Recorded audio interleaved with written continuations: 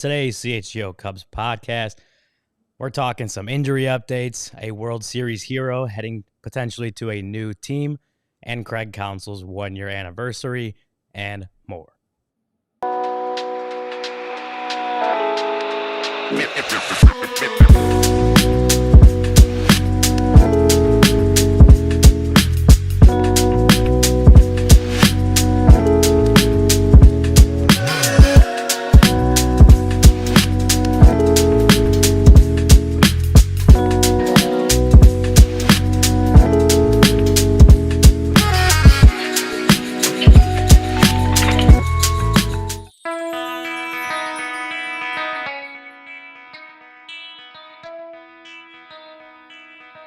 Hey, Chicago, what do you say? This is the CHGO Cubs Podcast coming to you on November 6th, 2024.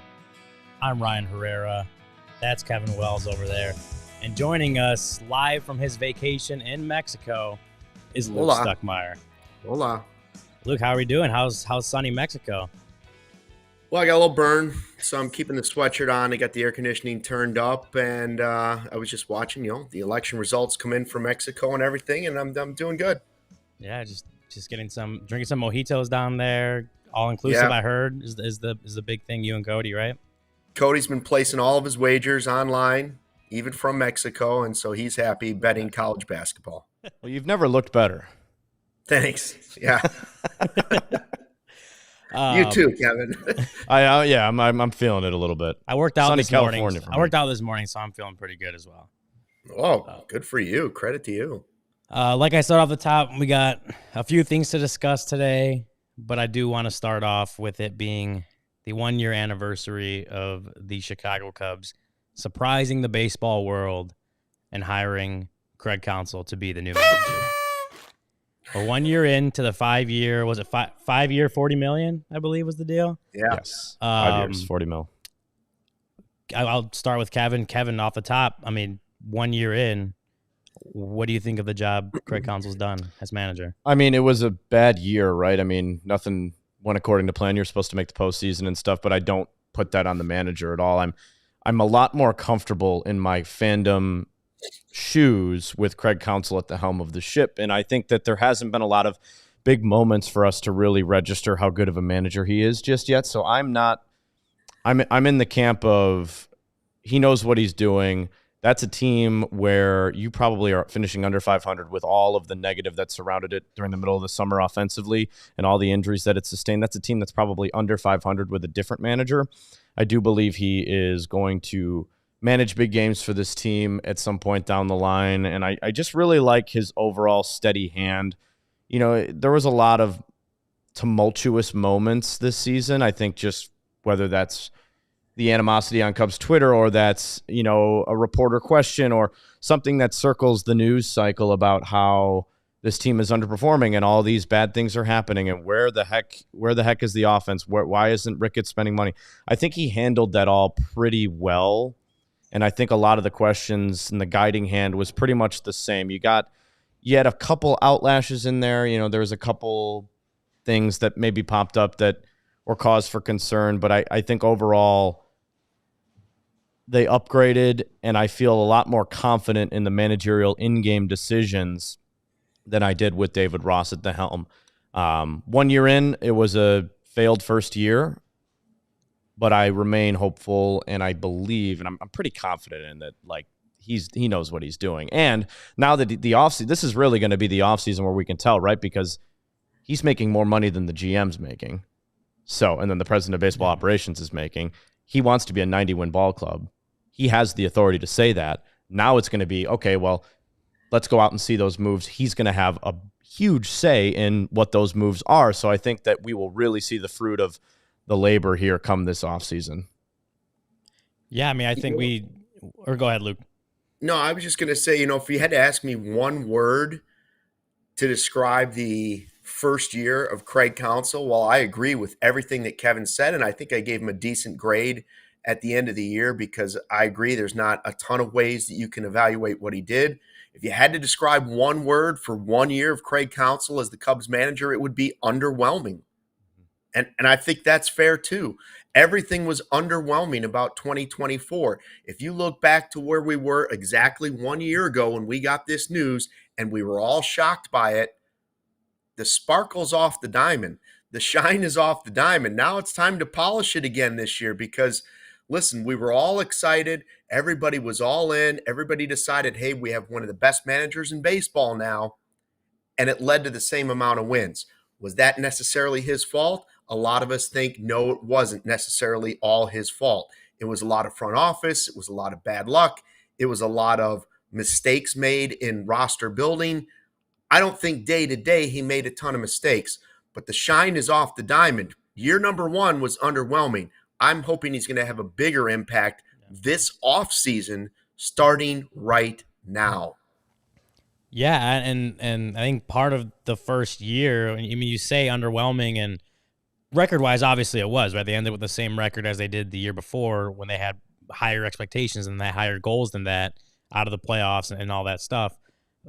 Part of his first year is like, this is the roster he inherited, basically the coaching staff he inherited, the organization that he's joining for the first time. A lot of the first year just had to be spent getting to know, to even in a way sit back and just observe how things are run at the front office level, throughout the organization, player development level, player-wise, like just how things are run, and evaluating that in his sense. And obviously his job is to win baseball games, and didn't do that enough this last year. But like you said, I mean, there were mistakes that were made probably at the roster building level, and that comes from like Jed Hoyer in his office.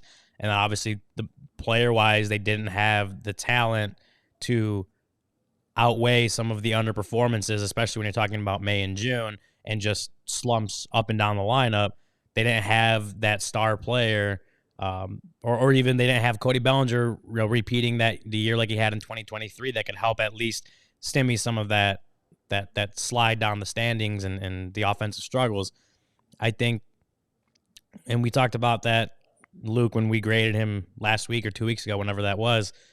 Like, for me, I, in a sense, agree with Jed and what he said at the press conference to end the year, as far as you can evaluate Craig Counsell on 1 year. Obviously, that's what we did because we graded him.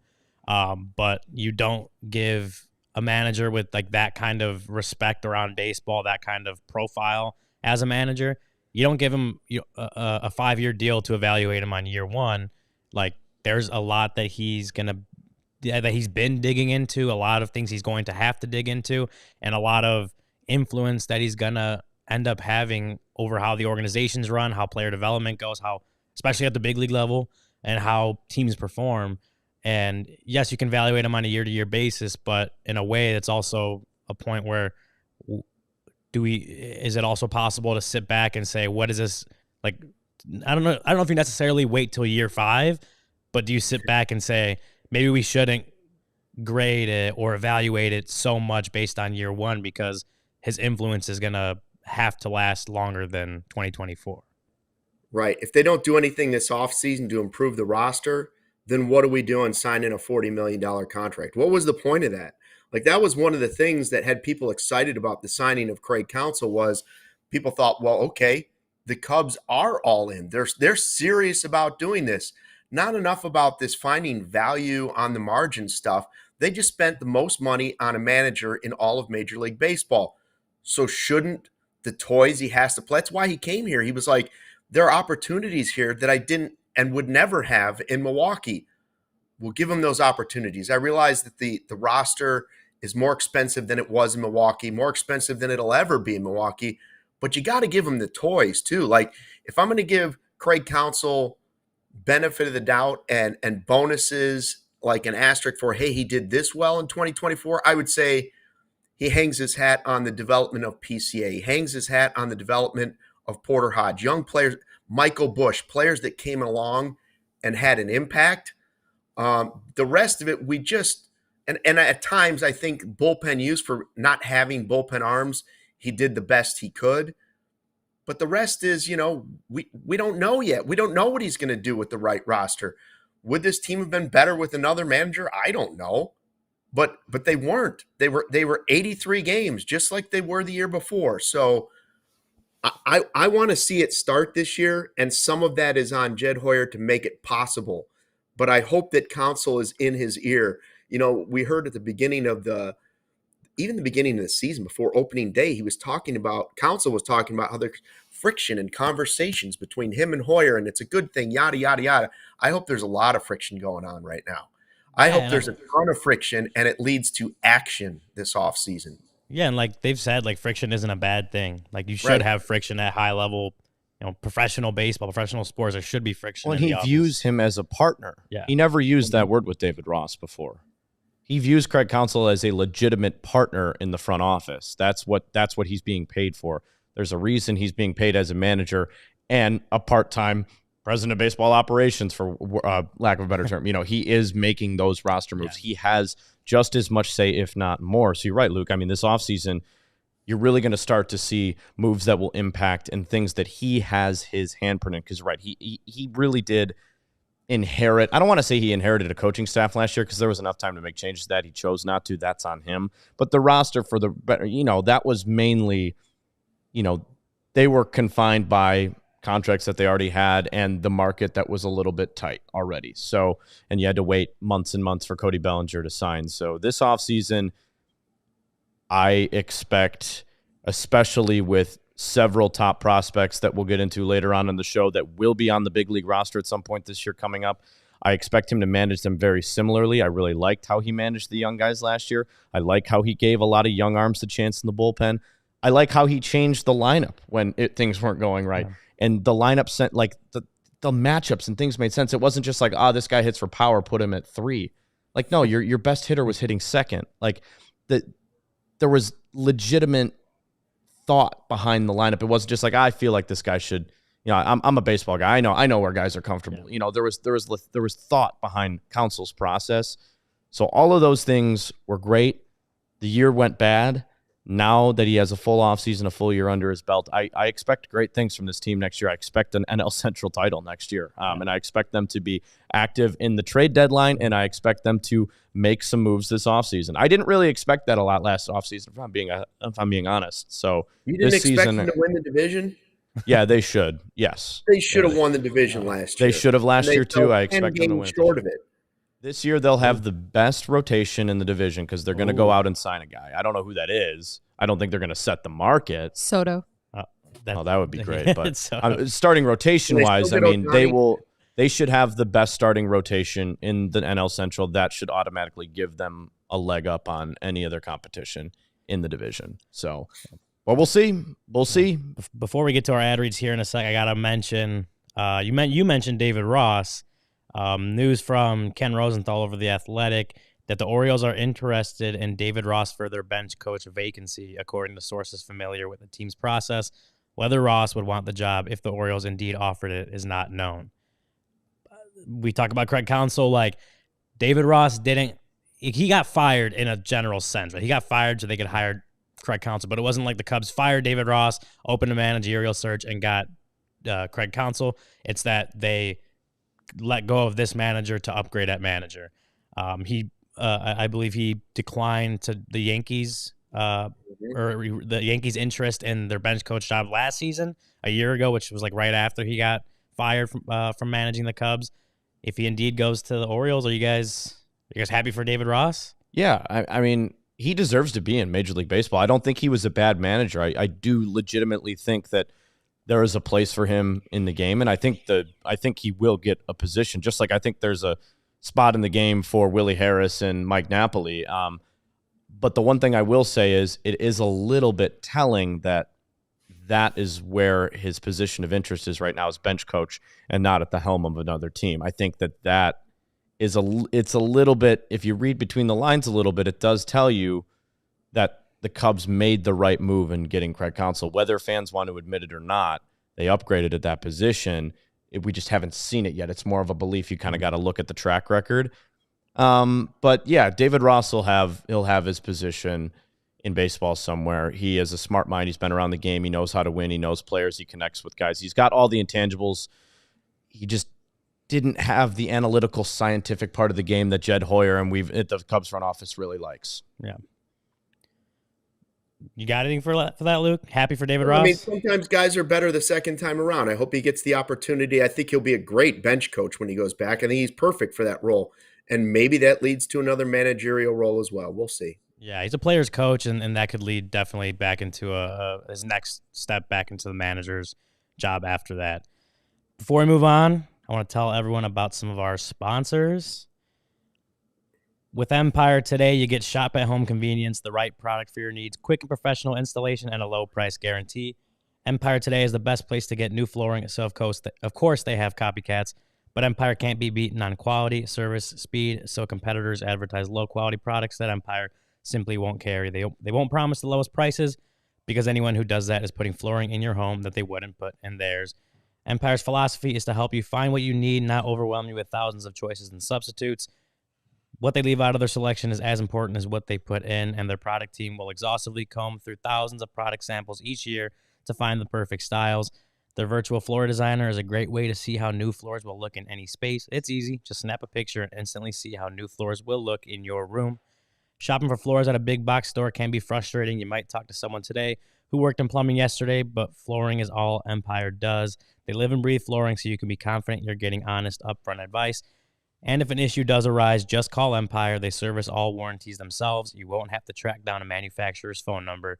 So schedule a free in-home estimate today. All listeners can receive a $350 off discount when they use the promo code CHGO. Restrictions apply. See empiretoday.com/CHGO for details. And Prize Picks is the best place to get real money sports action. With over 10 million members and billions of dollars in awarded winnings, Prize Picks has made daily fantasy sports accessible to all. You just pick more or less on at least 2 players for a shot to win up to 100 times your cash. Run your game all season long at Prize Picks. Prize Picks is the best way to get action on sports in over 30 states, including California, Florida, Georgia, and Texas. And it's the only real money daily fantasy platform with an injury insurance policy, so your lineups stay in play even if one of your players gets injured. If your player leaves in the first half and doesn't return, Prize Picks keeps your lineup live. Sign up today and get $50 instantly when you play $5. You don't even need to win to receive the $50 bonus. It's guaranteed. Prize Picks also offers weekly promotions that can lead to big payouts like Taco Tuesday. Each Tuesday, Prize Picks discounts select player projections up to 25% to provide even more value for your lineups. Think Stephen Curry will have more than 4 3-pointers next week, or Anthony Edwards will go for more than 27 points. You look at the Bulls against Mavs tonight. Maybe you think Zach LaVine goes for more than 19.5 points and Nikola Vucevic more than 10.5 rebounds. If you want, download the app today and use code CHGO to get $50 instantly after you play your first $5 lineup. That's code CHGO to get $50 instantly after you play your first $5 lineup. Prize Picks, run your game. Bulls Mavs tonight. That's a blowout. Bulls Mavs. That's a blowout. But you can use Prize Picks and have some fun watching the game anyway. Bulls win. Oh, is that Big Dave? That's Big Dave. Yeah. He He got mad at me for not using that drop in a bite because I didn't know where it was when I was producing their show a couple weeks ago. I now know where it is, and I won't forget it. There's a couple different versions, too. There you go. He's got the long one. All right, this next segment, this news segment is brought to you by Indeed. Listeners of this show will get a $75 sponsored job credit to get your jobs more visibility at Indeed.com/AllCity. That's Indeed.com/AllCity. Terms and conditions apply. Need to hire? You need Indeed. The big news is, according to Bruce Levine, as first reported by Bruce Levine, that Kyle Hendricks is close to signing with the Angels. And I actually did just see from Jesse Rogers, he signed with the Angels on a 1-year, $2.5 million deal. Happy for Kyle Hendricks? Question mark?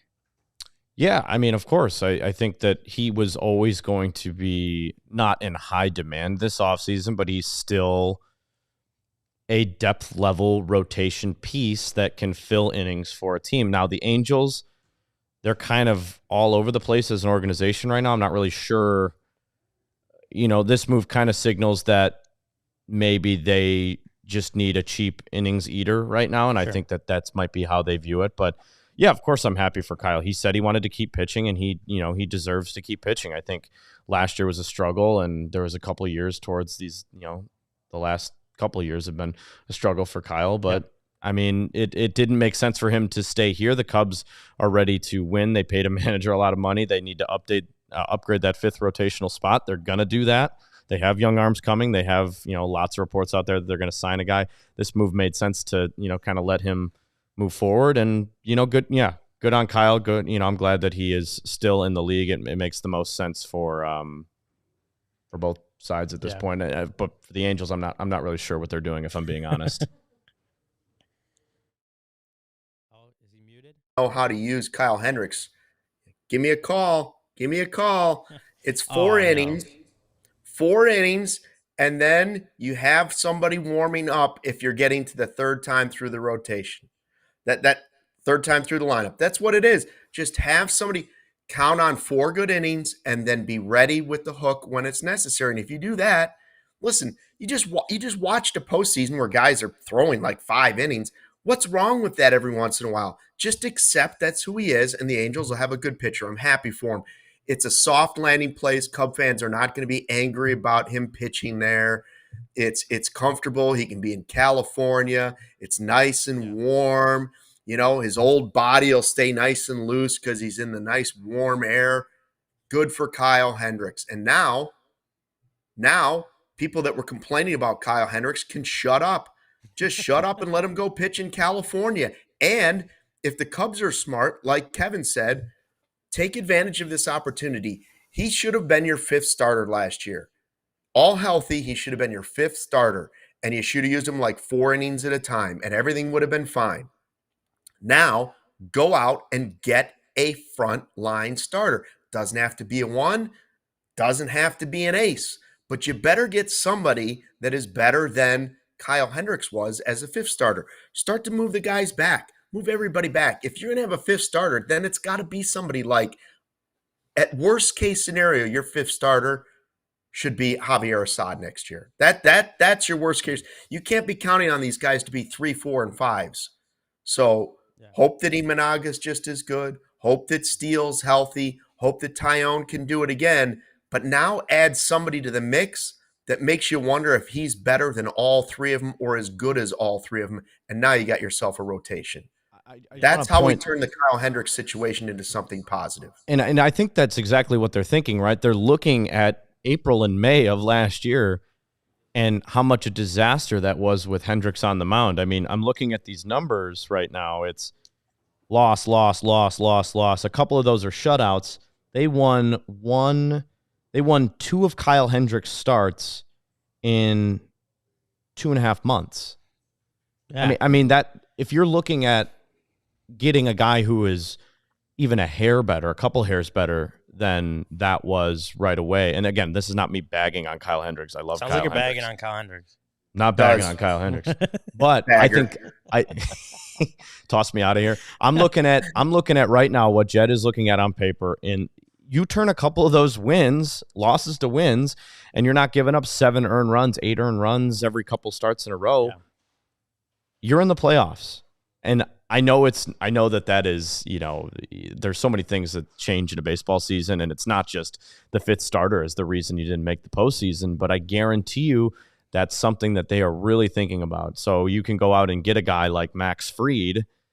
That's the guy I want. No, I'm going to reveal my cards. That's the guy I want. Sure. You just lost all your leverage on but that one. I'd be a bad GM and just hey, come here, come sign with us. That guy gets you turns a few of those 1-2 run losses into wins, and then turns a couple of those 9-3 losses. I'm looking at an 8-2 loss. Turns a couple of those losses into wins, and all of a sudden you're looking at you're in the dog days of August and September with a chance where you're maybe 2.5 out instead of 5.5 out. And Cody's sitting here like, man, we're still 5.5 out. We keep winning, but everybody else keeps winning too. You stay in it longer. You give yourself more chances to win. So good for Kyle, but I'm glad that the Cubs will take advantage of this opportunity, hopefully, to get a better pitcher for where they need to be at right now, where their roster is. Yeah, and we'll obviously get to that a little bit later in the show, and that's important when we talk about the rotation. Jesse Rogers in his tweet also said, with the young pitching staff, the Angels were very interested in Hendricks helping them along and are hopeful he can find consistency in his game. As far as the helping young players along, the Angels aren't like in a or trying to get in this competitive window right now. Like that's a role that he can fulfill on that pitching staff and that with that team. I mean, he's from Newport Beach, or he's born in Newport Beach at least. I think he's from there. He went to high school. Like he's born and went to high school like less than 25 miles away from Angel Stadium. Like it's a comfortable spot for him, I would assume. So that helps with it. But he's also in a spot where he's not needing to pitch for this major playoff contender. Like he can just go out there and play baseball, help some young guys along. But that's not where the Cubs are at right now. The Cubs don't need necessarily that right now on this pitching staff. And I will say, like, Kyle Hendricks, we've talked about it already, but like his last game as a Cub was a 7 1/3 or 7 2/3. I think it was a 7 1/3 scoreless. Yeah, it was the best way possible to send him off, and looking like Kyle Hendricks of old, shutting out the Reds? Yeah, the Reds. Like that was such a great way to end the Cubs' career, and I think that is a moment we'll think back on for a long time. It's a moment we'll think back when Kyle Hendricks signs like a 1-day contract to retire as a Cub and joins the Cubs Hall of Fame in however many years. But I agree with Kevin in that, like, it just what Kyle Hendricks brought to this ball club or could possibly bring to the ball club next year. There are avenues to upgrade there, and it's just not. It wasn't a reunion that we really expected anyway. But after the struggles he had this year, despite pitching better down the stretch, it's a reunion that I think we can all agree probably shouldn't happen moving forward until maybe it's time to retire. Looks like 7 1/3, 2 hits, 2 walks, 2 strikeouts. His best outing of the year, which was great. That's why the Angels and some other teams were interested, right? Like, because there were those games mixed in. He does give you that value of how many young players on the Cubs did you hear talk about how they were just picking the mind of Kyle Hendricks, just talking to Kyle Hendricks all the time, watching the way he goes through his process. There's still something left in him in his baseball life. It wasn't right for the Cubs it wasn't the right fit with the Cubs. They can use his money, the big contract that he had last season. We know he wasn't worth the money last year, but now you could take that money and spend it somewhere else. And they need to go spend it somewhere else. And you mentioned, it's a perfect fit for him. You ever been to Newport Beach, California? It's a nice fit. It's a nice fit for anybody. Let me tell you, it's a pretty nice place. Believe it or not, I just got back from close to there. I just flew back yesterday. It is gorgeous out there. I would love to be a major league pitcher out there. It's a pretty nice place to land if you got to finish up your major league career. Good for Kyle awesome Hendricks. out there. Is that Muscle Beach? Is that Newport Beach, or is that? I don't remember. No, what that's beach. Venice Beach. Venice Beach. Okay, yeah. I would know, because of my workouts, but yeah, we stayed. We know what you were doing back in the 80s. We stayed at an Airbnb on Venice Beach because we were there for a wedding. So that was on the Strand there, on the Strand, the little path that goes along the beach. I sat and ate cannolis and drank coffee while I watched people run with their dogs and working out. I didn't. It's really, it was pretty fun. nice. Yeah, beautiful place. So good for Kyle. Yeah. So the just last thing, Kyle Hendricks was the last remaining player from the 2016 World Series team. Obviously, they do have a World Series winner back on the roster, and Rob Zastryzny, or a World Series ring holder. I don't think he was on the World Series roster, but he is a World Series. He did pitch for the Cubs in 2016, so That's right. Even though Kyle's gone, they've met that quota of still having a 2016 guy on the team. Who is this? Sorry, I missed this. Rob Zastryzny. Yeah. Claimed off waivers from the Brewers yesterday. Keep those Mizzou legend. We call him Little Z. Little Z. Keep those former Brewers coming in. I'm fine with that. There's a couple guys I'd like from that team right now. I mean, you got Quinn Barry, also from the Brewers. Adames. Now the coaching staff. Yeah, maybe you bring in Adames or Corbin Burns, or Corbin Burns I would like. I mean, Devin Williams is on the trade block reportedly. Luke's a big former Brewers guy. Sure. Yeah. They almost killed Greg Braggs, but besides that point, go ahead. Luke, do you have to go run to the beach and sip pina coladas, or do you want to stick around with us for a little longer? Let's do one more segment. Let's do one more segment. All right. Before we get into our next segment, one more break for our sponsors. Let me talk to you about ComEd. Kevin, Did you know ComEd can help businesses save money by becoming more energy efficient? No way. I didn't know that. What? Yeah. The energy efficiency program can help find up to 35% in energy savings. Wow. What does a business have to do to get in with that? All a business has to do is sign up for a free facility assessment at comed.com/biz. So why aren't more businesses doing that? I've thought about this for a while. This has been heavy on my mind lately. And I'm kind of thinking maybe they just forgot the website. Maybe. What is it? ComEd.com/biz? Is it ComEd.com/biz? It's ComEd.com/biz. That's enough. That should do it. Terms and conditions apply. Offers are subject to change. Actual savings will vary by customers' energy usage and rate. The ComEd Energy Efficiency Program is funded in compliance with state law. Let me also tell you about our friends at Circa Sportsbook. Circa Sports, it's sports betting the way it should be. Whether it's pro or college, the app to bet football is Circa Sports Illinois. Circa Sports Illinois has high betting limits, low holds, and exceptional customer service. Bet on all your favorite teams in every game this season. Spreads, props, futures, or in-game, Circa has it. Fund and bet like a pro from anywhere, anytime in Illinois. Looking at Circa Sportsbook right now, checking out a disappointing Missouri football team hosts Oklahoma this weekend in Missouri. You can get them at +3 on the spread on Circa Sportsbook or at +130 on the money line. I'm disappointed in Mizzou, but confident that we can win that game this week. Where are they at right now in the standings? Sorry, I don't watch Mizzou football. The college football playoff rankings came out and they were 24th. So well, we'll that's not. that. I mean, sorry, I'm not necessarily surprised by that. Yeah, but so if you're interested in Circa Sports Illinois, download your new bookie today at circasports.com. Must be 21 or older. Gambling problem? Call 1-800-GAMBLER. Now, obviously, we've talked about Kyle Hendricks, and I think this opens up a larger discussion on the overall starting pitching. And we talked about this yesterday. I was with Patrick and Nate on the show, and as far as free agency goes, and like Max Fried was a big topic, and I think you've heard the Cubs connected to, or even just like connected as fits for a guy like Nathan Eovaldi or pitchers at that level, maybe the middle to upper middle tier, not necessarily Corbin Burns. But there were obviously some updates as well from the GM meetings. Jed Hoyer talking to reporters out there the last couple of days. And I want to give some updates on some young Cubs pitchers who dealt with some injuries over this last season. One of the big ones is Ben Brown. This is from Megan Montemurro of the Chicago Tribune.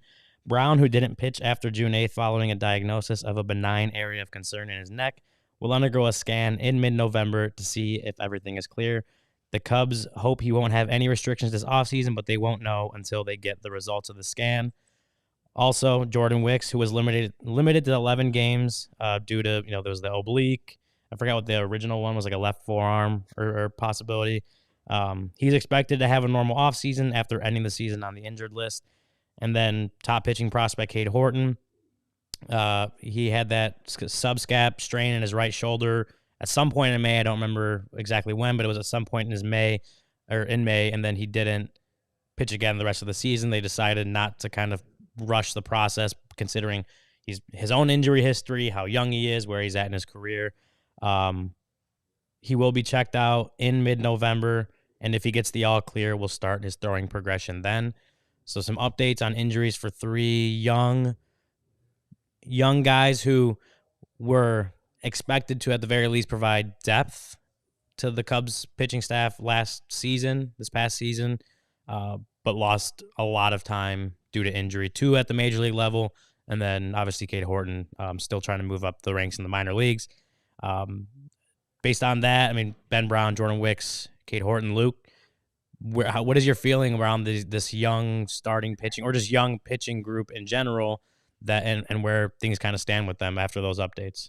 It just makes you uneasy, right? Like I said, the word for Counsell's first year was underwhelming, and now the young pitchers, it's uneasy. I don't hear any more answers there. I guess, again, I'm not a doctor. For the Ben Brown thing, people are talking about a benign growth. Okay, so he had something growing on his neck that wasn't cancerous. but now it's going to get reevaluated. He hasn't started pitching. It's been a long time, like a long time. And I'm starting to get concerned. And anytime you're talking about a shoulder with Cade Horton, I'm concerned. These are your top 2 pitching prospects. And if Jackson Ferris was in there, maybe he's third. I don't know how well the prospect guys would have to tell you, but these are definitely your top 2 pitching prospects, okay? And with them both just big question marks, specifically with injuries that are now continuing into the offseason, it's why we're talking about the fact that they've got to add – it's why they have to use the Kyle Hendricks money to go get somebody, because this was supposed to be the strength of this rebuild that wasn't a rebuild that is a long rebuild at this point, right? Like, it was supposed to be they were going pitching this time. Last time when they did it in 2015, guys came up and it was all the bats, right? The Cubs were going to go the opposite of everybody in baseball, and they were going to go heavy on the bats. They went big bats. They went Bryant. They went Schwarber. They got Rizzo. All of that. Now, this time around was supposed to be all arms. They were going to develop all their own arms. And we've seen it in guys like Porter Hodge. We've seen it in glimpses of Ben Brown.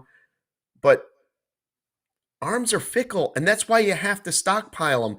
And if you're not ready to if these guys, to me, you can't count on either one of them for this season.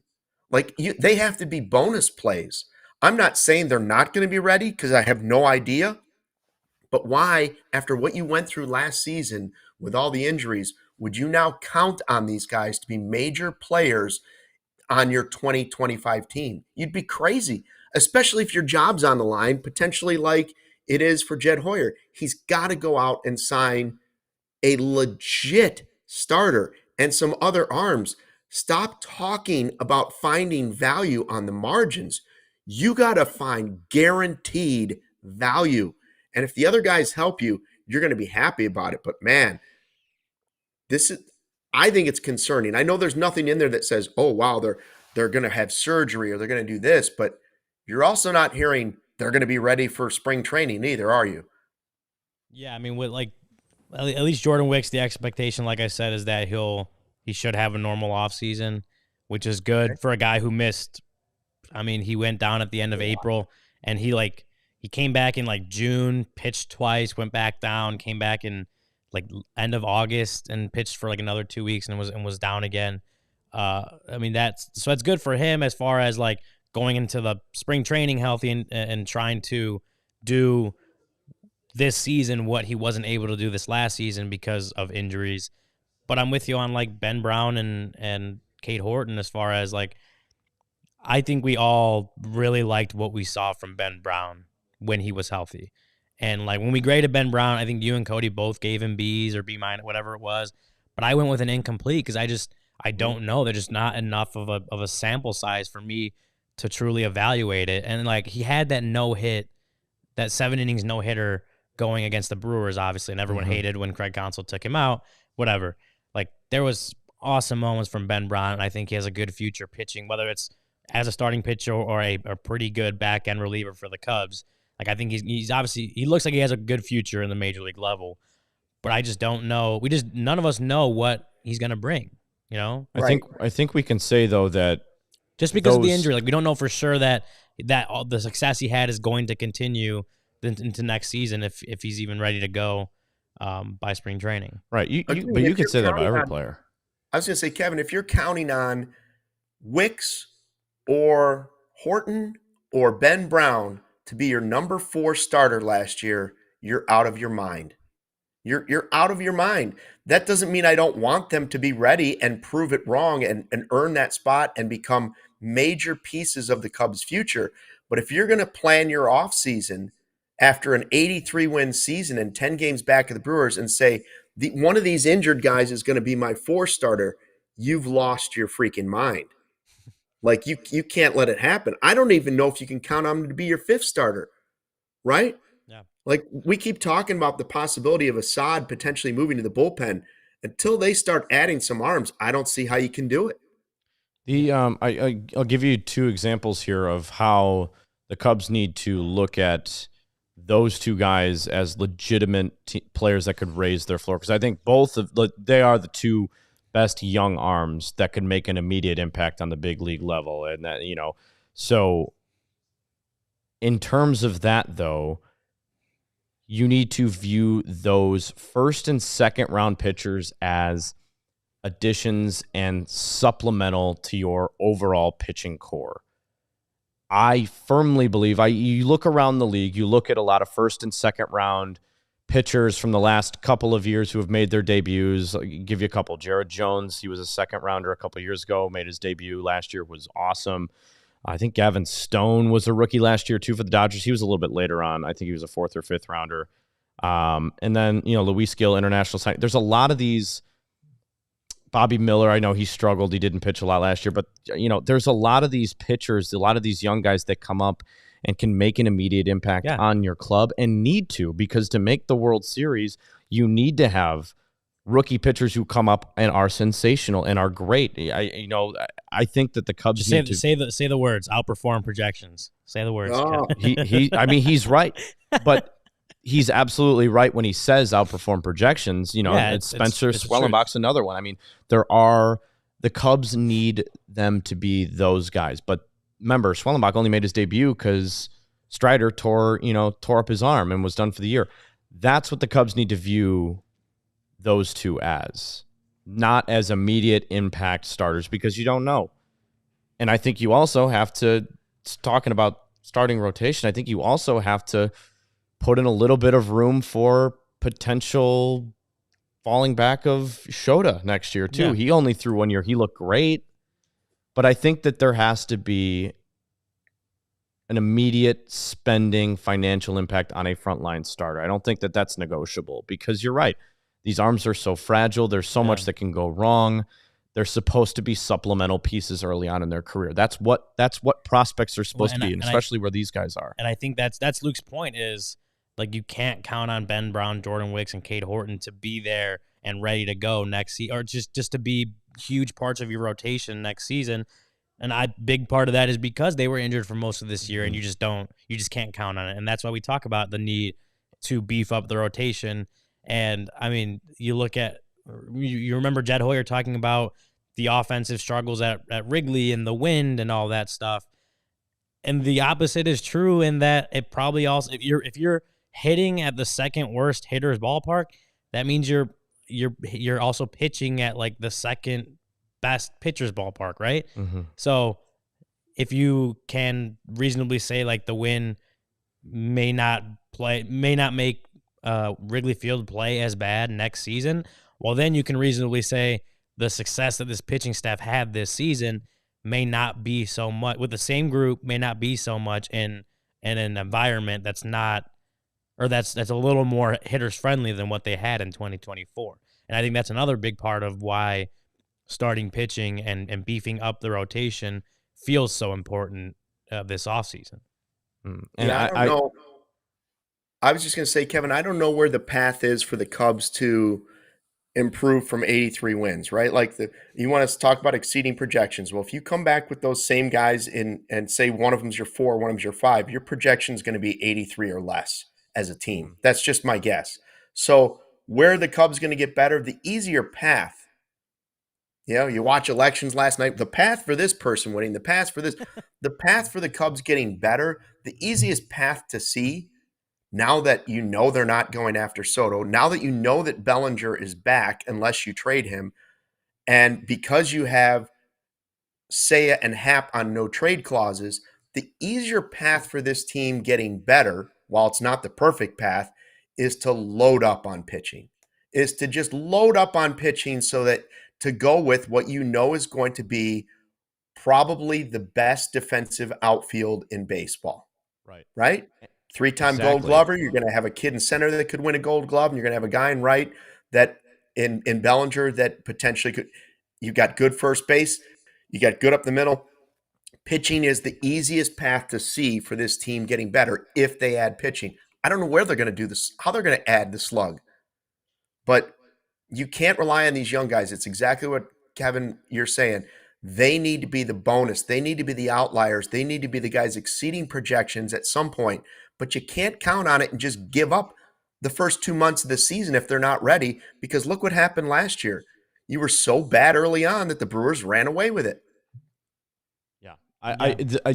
I'll keep going back to the World Series example. The Yankees didn't have Marcus Stroman in their rotation, and they gave him $25, $6, $7 million, to pitch last year. He wasn't in their rotation. They had young guys come up, and they got to the World Series. The Dodgers, same thing. Injuries up the wazoo in the starting rotation, kept bringing guys up, and it worked. That's what those guys are meant to do. You're a big market team. That's what the big-time pitching prospects are meant to do. I know the Pirates have two of the best young arms in the game, and they're another organization in complete dismay right now because they're trying to figure out how to get better and build with those two. But you're right, Luke, the 100%. The Cubs, the way they win is with another frontline starting pitcher. And what does that do? It's also cheap. Like if you go out and you pay $160, $170 million for a guy like Max Fried over 6 years, that's not as expensive as going out and buying Juan Soto, which we know they're not going to do. Yeah. So financially, it seems to make the most sense. I know, and here's the thing, Jim Cook, our guy putting it in the chat, trade for a proven arm like Garrett Crochet. I know Jim's trying to troll, but that's not, that's a legitimate option. Yeah. Because one, it's cheap and you have a complete blockade of outfield prospects, and the White Sox have no bats in their system, and you have Crochet on a very league-friendly deal for, I believe, this year. I don't know what his arbitration is right now, but there's options to upgrade there is what I'm saying, and it's going to be a lot easier for them to upgrade on the pitching market than it would be the hitting market. I think the hitting market upgrade comes from a significant trade and them getting very creative with their money. Why can't you do both? I mean, I just don't you get could, it. Why but I absolutely can. Both and just have the best depth rotation there is in baseball. Like I read the article from The Athletic, and they're talking about Corbin Burns is going to be out of their it's out of their comfort zone. I get that. And like the last time they did it, but it's been a long time since they signed John Lester. And it's been, how long has it been? 7 years since they signed Yu Darvish? Yeah, it's been a long time. Real. Like your prospects are getting banged up. You've got to go out and sign proven arms if you want to be serious. And they found a way to deal with Scott Boras, too. They found a way to reach a negotiation and a deal with Cody Bellinger. There's Boras clients on the market that are going to be available for you. I don't think the Cubs have a lot of interest in Blake Snell. I could be wrong. Maybe they'll go after him.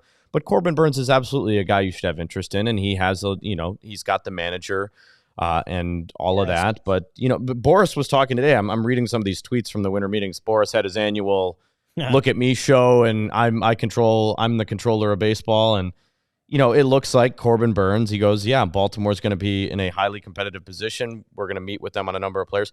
That's another team that you're going to be bidding against if you want to go get them, because Baltimore is in their winning window, and they can't afford to lose a guy like Corbin Burns. So, there's going to be competition there.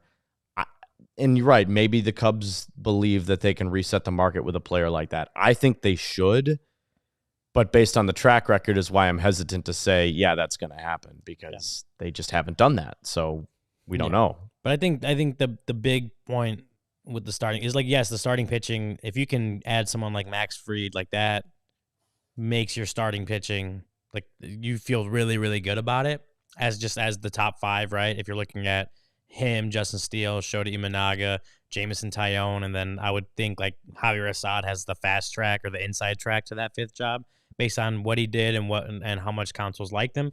But then that you also have to think about how that the trickle down effect to the bullpen and how much and to the bullpen and to your depth, right? Like we're talking about how they need to address the bullpen and do all this other stuff this offseason. Well, it's like, well, if you can have Ben Brown coming out of the bullpen, or you have Jordan Wicks at AAA as a depth piece and Kate Orton at AAA as a depth piece. Like if you have these guys, like you said, Luke, you probably shouldn't be looking at those guys to be your number 4 starter next year. But if you can have those guys as, maybe they're the number 5 if they can beat out someone in spring training, or they're just going to the season as depth pieces, or they're bullpen swingmen ready to go if the spot starts needed or someone gets hurt. You're talking about a lot of good depth.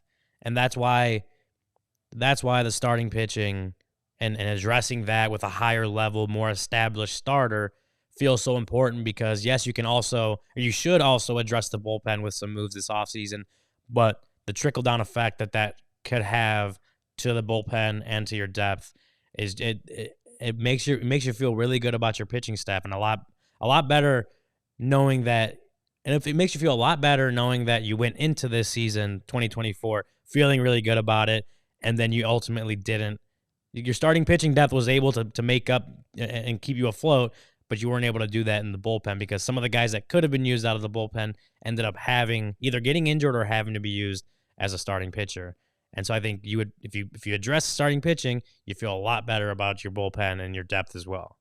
You know what's funny is I know this is not what they needed, and the right thing has happened. Kyle Hendricks has gone to the Angels, but they're going to have to find a Kyle Hendricks type guy as well. Like even if they get Max Fried or Walker Buehler or whoever you think might be this frontline guy, and everybody seems to know looking at it, well, we all knew they needed a slugger last year and that didn't happen either, but we can all see that this isn't something they need.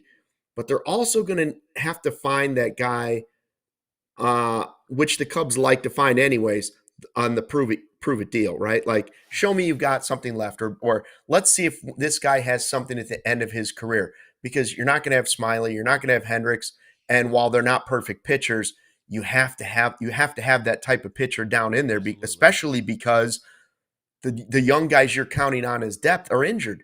So you still have to have somebody that's been there and done that. I don't know who that is. You know, I don't know. I don't think it's worth going back through the whole Wade Miley stuff, but you see different teams find that guy for 1 year and it helps them in a depth piece. The Cubs are going to have to find some of those non-sexy pieces too. That's not, I'm not playing to the find value around the margins. There is some of that, but that's made easier when you go out and find a starter like a Max Fried or a Walker Buehler or whoever it might be to add as your 3 or 4 or your 1 if you can get Corbin Burns. There is a lot of pitchers out there right now that could be that guy. I mean, just taking a look at some starting pitchers who might be available. I mean, there's, you got Sean Manaea potentially. You got a guy like Luis Severino. You got Jose Quintana. I know people are going to shudder at the Quintana thing, but you're right. If they do, yeah, if you think that is the type of move that they need to go find and buy, you could convince me to do that. I do believe that the guy and the depth pieces will come from the minor leagues and guys in the bullpen. I think we saw. I love if the Cubs can somehow. This is my dream scenario. If they can somehow get to a place by spring training where Jordan Wicks is your 6th, maybe 7th starter. I mean, that's what you really want, right? Because I think I like Jordan Wicks. I think he's good.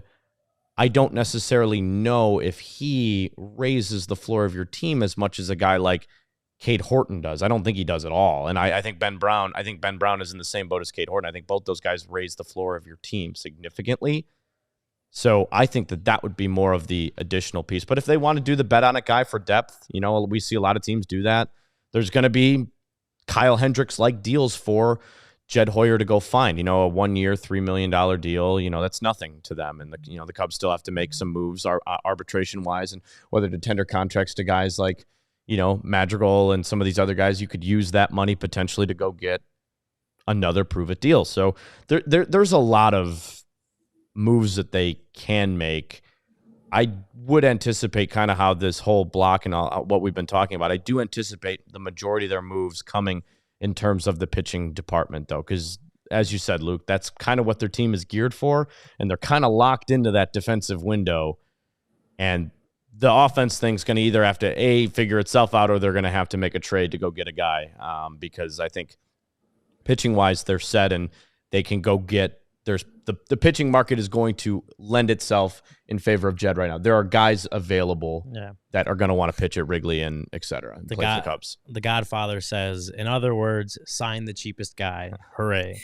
No. That's not what we're saying. Not the cheapest guy. They're just not going to set the market. They're not going to set the market, but there are guys, higher level pitchers out there that the Cubs reasonably could and should target. There's, Walker Buehler's injury prone. He's had a couple Tommy Johns. Yeah, him and Bieber we put in like that group of guys that are hurt or have been hurt, obviously, maybe a bounce back candidate with a high upside. Bieber, I think, is supposed to miss time to start next season, but should be back at some point. Those are another two options that, again, like I think I said this yesterday, like the sexiest option is obviously Corbin Burnes, right? And like Blake Snell is probably below him, and then you get to like the Max Fried level. And everyone, I can understand fans wanting them. Who'd you say is ahead of Max Fried? Who? Probably Blake Snell. Interesting. See, I'd much rather have. I think the Cubs that Fried should be the target too, but Yeah. I think maybe that's just kind of how you would rank them. I think that's how I've seen them be ranked, Mm-hmm. and I absolutely understand fans wanting the Cubs to go and get Corbin Burnes to set the market and sign Corbin Burnes, the best pitcher the best pitcher on the free agent market this offseason. I absolutely understand that, and we're not saying they shouldn't. We're saying we know how the front office acts. We know how they run the organization. Corbin Burnes seemingly just doesn't fit into that picture. So who's left? Max Fried feels like a really good option for him. That's kind of what we're saying, not go sign cheaper guys, just that the guys at the level you want them to sign, which is Corbin Burnes, it doesn't seem like it's going to happen. When do you guys think that that first move will come into play? Because we talked today about how the Counsell thing is a year in, or literally it happened 1 year ago today, and it caught us all by surprise. Everybody was shocked. Mm-hmm. When's that first Ken Rosenthal, Jeff Passan tweet going to hit our timelines? Is it going to happen during the GM meetings? For somebody else. For the Cubs. Yeah, Ooh, we've that's a already good seen a question. couple. I was going to say, go ahead, Luke. I was just going to say it better be faster than it was last year. I mean, not including the Counsell thing. It better be faster than last year because now you know about Cody Bellinger, right? Like the big chess piece is off the table. He's back. Yeah. Why wait? What was it? They didn't sign a free agent in all of 2024. Is that accurate, or at least a big signing in 2024? I know we sat in Nashville and just stared at the screen for 4 days waiting for something. But I'm saying, like, even like the entire so like January, February, March of 2024. Because I know like Mancini, Swanson, Tyone, Bellinger, like those were all before the end of 2023, and I'm like Tucker Barnhart, was he signed in 2024? He was signed with that group of guys. Wait, was he the year before? Because he He signed was the year before. Oh my god! He signed a 2-year deal. I'm getting my years mixed up. That's because they're the same year, Ryan. They're the same year. It's the same season. It's 83 wins. It's all the same. That's what I've been saying. They marched out the same problem. Barnhart and Hosmer and Mancini were the same offseason. Now I'm just getting my complete. But that was before 2023, right? So who were the free agents last offseason? Ryan, we've been on the air for 3 years. It's been the same damn team with the same results. I said 2024 earlier. They didn't sign a free agent in all of 2023, I think, is what I'm trying to say. That was where I got mixed up. So real quick, I see a lot of chats saying no to Snell. I agree. But come on, guys. Blake Snell is still really good, man. Like, we would not say no to Blake Snell here either. I know that's not the premier guy. It's not the super sexy pick, but guy can pitch, man. We would absolutely say yes to Blake Snell in this world of where we live in Cubby baseball. He's an upgrade from Kyle Hendricks. Get you a few more wins. Yeah, Luke, we're gonna let you go. Thanks for joining us from your vacation to Mexico. Enjoy the pina coladas and the mojitos. Before we get out of here, I want to talk about the Die Hard program, our Die Hard membership. It's got so much stuff connected with our Die Hard membership. If you sign up to be a Die Hard, you get a free shirt. You get 20% off the rest of your merch. I got my CHGO Bears shirt on right here.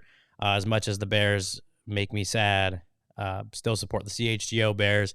You get 20% off events, so like takeovers and tailgates and stuff like that. We do have one coming up, don't we, Sarah? This weekend, right? This Sunday. I think we got like 3 straight weekends of tailgates, if I'm not mistaken. Something like that. So you get 20% off events like that. You get access to our Discord, our Die Hard Lounge, as we like to call it, where I hop in there. All the Cubs guys hop in there, but you got channels for like every sport and basically anything you could want in there. I'll actually be doing an overtime, a Die Hard overtime in our Discord, in our voice chat, our voice channel later tonight, probably somewhere around 8 p.m. So diehards, definitely hop in there if you want to talk Cubs And anyone else that wants to be in there that's not already signed up to be a diehard, go ahead and do that. Again, 20% off merch, 20% off events. You get access to the Discord. You get access to all the credentialed reporting from myself, from the Bears guys, Blackhawks, Bulls, and even Vinny Duber over at the White Sox. If you want to read about the White Sox, all our diehard content there as well. So definitely become a diehard. Highly recommend it, and come join the fun. Come build the community with us. You got to get that Derrick Rose shirt, like the rose one. I don't know if you got to pick it up. Yeah. That is easily my favorite design that we have here at CHGO. I mean, the rose forever, and it comes in a sweatshirt too. Easily my favorite. I'm gonna actually go see if Jake he's got one in his office. You can get that at store.allcitynetwork.com for sure as well. But yeah, man, diehard. Holidays are almost here. Sign up to be a diehard or gift it to somebody you love. That's gonna do it for today's CHGO podcast. Thanks for hopping in. Come back. We're still here at 11:30 tomorrow. I'll be here tomorrow. Kevin will be here. I'll Round be 2, here. baby. Maybe Luke will join us one more day from Mexico. Otherwise, we're gonna be here at 11:30. We'll catch you then. We all silly like the mayor.